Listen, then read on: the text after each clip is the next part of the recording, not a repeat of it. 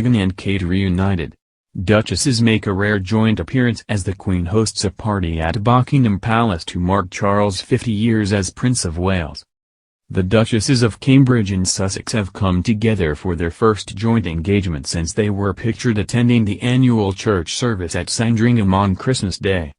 Kate, 37, and Meghan, also 37, attended a reception in the White Drawing Room at Buckingham Palace thrown by the Queen to mark the 50th anniversary of her son Charles' investiture as Prince of Wales. Their husbands, along with Prime Minister Theresa May, were among the guests at the event honoring Charles's contribution to the national life of Wales over the decades. Charles was created the Prince of Wales at the age of 9, on July 26, 1958. And was formally invested with the title at Carnarvon Castle by the Queen on July 1, 1969. The investiture regalia he wore was on display, including the coronet, sword, ring and rod, as well as the letters patent for the creation of Charles as Prince of Wales in 1958. Brushing aside ongoing rumors of a rift, the Duchess of Sussex looked elegant as she joined Prince Harry, 34, to mark Prince Charles' 50 years of service to Wales, the United Kingdom and the Commonwealth. Meghan cut a graceful figure in a recycled £895 Amanda Wackley coat teamed with a floral-embellished dress as she stood alongside Harry during the celebrations on Tuesday, joined by Kate and Prince William, 36. Meanwhile, the Duchess of Cambridge looked stylish in a minute-colored blouse dress featuring ruffled sleeves and a button-up collar, which she teamed with suede nude heels. Prime Minister Theresa May was pictured curtsying as she greeted the Queen, with both parties opting for vibrant purple ensembles for the occasion. Dressed in a smart pinstripe suit and patterned tie, the Prince of Wales was seen chatting to actor Owen Teale and opera singer Wyn Evans, who is well known for his role as the tenor Gio Compario in the Go Compare insurance adverts. Welsh band Stereophonics, who were supported by the Prince's Trust in their early days, were also at the event, as was Games of Thrones star Owen Teale. The Queen added a vibrant splash of color to the exclusive party, arriving in a purple brocade blazer and a lilac polka dot dress by Stuart Parvin, an amethyst and diamond brooch and her trademark Launer London bag. She was followed by Meghan, who wore her hair in its signature relaxed bun, coordinating her nude suede heels with a blush satin clutch bag. The Duchess of Sussex, who is between 7 and 8 months pregnant, dressed her blossoming baby bump in a stylish brocade dress embellished with a metallic floral pattern made by a private dressmaker. She teamed the flattering silver number with an £895 Amanda Wackley coat, £205 Wilbur and Gussie oyster silk clutch, £525 Paul Andrew pumps and £215 Maison Berks gold bar earrings. Known for playing it sartorially safe, the Duchess of Cambridge opted for a pale blue gown that looked almost identical to a Beulah dress she wore on a visit to Kuala Lumpur in 2012. Meanwhile, Harry, who appeared to be drinking water perhaps in solidarity with his pregnant wife, looked smart in a navy suit, injecting a splash of color with a turquoise tie. Welsh veteran Simon Weston later revealed he joked with Harry about the Wales vs England game. And after being teased about their defeat, Simon said, "I warned him and the Duchess it serves him right as they will be getting plenty of sleepless nights when the baby is born. He said if they have any more than 2 it will serve him right." The Duchess of Sussex was pictured looking down at her bump as she met Welsh Secretary Alan Cairns, who congratulated her on her pregnancy, as they mingled at their reception. "I look rather different than the last time you saw me," she joked, gesturing at her bump. "Yes, it's sweet, we're nearly there," Meghan added. The Duchess of Cornwall was pictured wearing a green ensemble by Bruce Oldfield as she mingled with Kelly Jones, lead singer of the Stereophonics. The event, also attended by Princess Anne who opted for a check double-breasted coat, will celebrate a range of Welsh charities, organisations and businesses. The Archbishop of Canterbury was also in attendance to give a speech to mark the anniversary. Notably, the Prince's father, the Duke of Edinburgh, 97, who has retired from official duties, did not attend. His brothers, the Duke of York and Earl of Wessex, were also absent. Andrew was said to have private commitments, while Edward had an official Duke of Edinburgh's award engagement at St. James's Palace. The Archbishop said, "Never in the history of the royal can there have been such dedicated service, such honourable fulfilling of the promise at the investiture. I, Charles, Prince of Wales, do become your liege man of life and limb and of earthly worship, and faith and truth I bear unto you, to live and die against all manner of foes."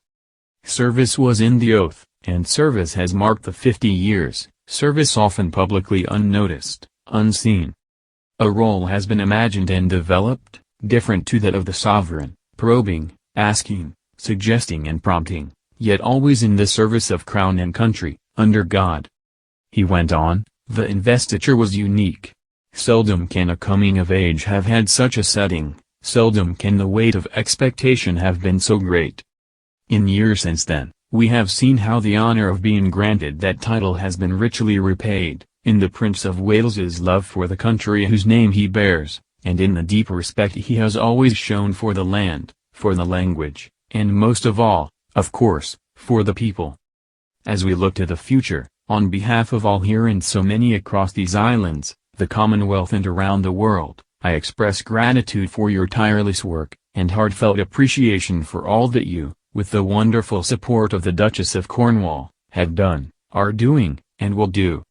Apart from the Queen and the Prince, there were two guests who had also been present at Charles's investiture in July 1969, Lady Susan Hussey, a lady-in-waiting to the Queen, and Sir Nicholas Soames, the Conservative MP and an old friend of the Prince. Among the guests were leading figures in Welsh and UK public life, as well as representatives from the Prince of Wales's many Welsh charities and patronages, including the Prince's Trust Cymru, Langland International Musical Eisteddfod and the BBC National Orchestra and Chorus of Wales. The reception culminated with a musical performance in the ballroom by students from the Royal Welsh College of Music and Drama, of which the Prince of Wales is patron. The performance included a new piece written for the anniversary by Welsh composer Paul Mealer, inspired by the legend of the Lady of Llyn Fan, a mountain lake near the Prince of Wales's Welsh home, Llanwrmod in Carmarthenshire. Guests also included members of the band the Stereophonics, who were supported in their early days by a grant from the Prince's Trust.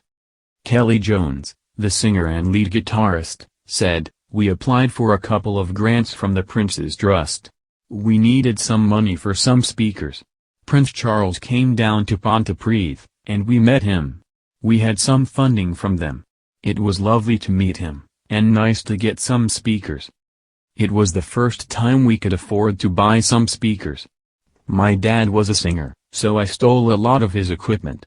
I think they gave us one grant for 500 quid and one for 800 quid. At that time it was a lot of money for us. Unfortunately the speakers got stolen by a bunch of builders a few months later, so we had to get some new ones. But yes, it was a very helpful start. It has been quite a surreal circle. To get a few quid for some speakers, and then 22 years later they have let us in here. Not bad, is it?" He said Charles had been a part of Welsh life for as long as he could remember. "My first drink of lager was a street party for the wedding, to Diana. I think he has become almost part of the Welsh culture. He has always been there." Later they spoke to the Duke of Cambridge. One member of the band, Adam Zindani, said that the Duke told them about using the police lights to help him get Prince George to school on time. He said, he did mention pressing the blue light on the school run, to speed things up a bit. Sometimes he presses the blue light like Batman and he's there. However, Kensington Palace said this was a joke by the Duke, and had never happened. The Falklands veteran Simon Weston, 57, who suffered severe burns and has since become known for his charity work, spoke at length to the Duke of Sussex. He said, "It was wonderful to be invited to these celebrations to mark 50 years since the Prince of Wales' investiture. I was 7 years old at the time, so I've got a lot to thank him for, such as the day off school and the jelly and ice cream at the street party. I watched it at my grandmother's house in our village called Nelson." Weston, president of Charity Deborah, said he and the Duke talked about wound healing and a new laser treatment to deal with scar tissue. He added, We also joked about Wales defeating England in the Six Nations rugby. I also warned him and the Duchess it serves him right as they will be getting plenty of sleepless nights when the baby is born. He said if they have any more than two it will serve him right, Simon added. Deborah is the national charity that supports individuals and families affected by epidermolysis bullosa, EB. The event marks the first time the Duchesses of Cambridge and Sussex have been pictured together since December. Kate and Meghan were last pictured on Christmas Day at Sandringham where they joined the royal family for the annual church service, putting on brave faces at the height of rumors about their so-called strained relations. Just days later reports followed claiming that the wives of Windsor, whose differing personalities were said to be at the center of the rift, were reported to have got on famously during the festivities. A source told The Sun at the time, they were chuckling along together. You wouldn't know there was any tension between the two. It was a wonderful day and night. The Duchesses have already had a busy calendar of royal engagements this year, however their public schedules haven't crossed over until today. Tuesday marks the first time they have been seen together in public since Christmas Day, as the date of Meghan and Harry's move to Frogmore Cottage in Windsor Castle draws closer. Kate and Meghan have attended 8 events together since she married Prince Harry in May 2018. After the 19th May wedding, they were first seen together attending Trooping the Colour on 9th June for the Queen's birthday. The following month Meghan attended the christening of Prince Louis on 9th July in the Chapel Royal at St James's Palace. Just a day later Harry, Meghan, William and Kate all attended the centenary of the Royal Air Force in Buckingham Palace and were pictured smiling together on the balcony. And in July the Duchesses put rumors of a rift to the side as they attended the Wimbledon Championships together, their first outing without their husbands. As rumors of a rift became more prominent, the royal Fab Four attended Princess Eugenie's wedding to Jack Brooksbank on 12 October in Windsor. In November, they both attended a reception for Prince Charles' 70th birthday, but were not photographed together. Later that month Meghan and Kate were both present at the Cenotaph in London for Remembrance Day to celebrate the centenary of the armistice.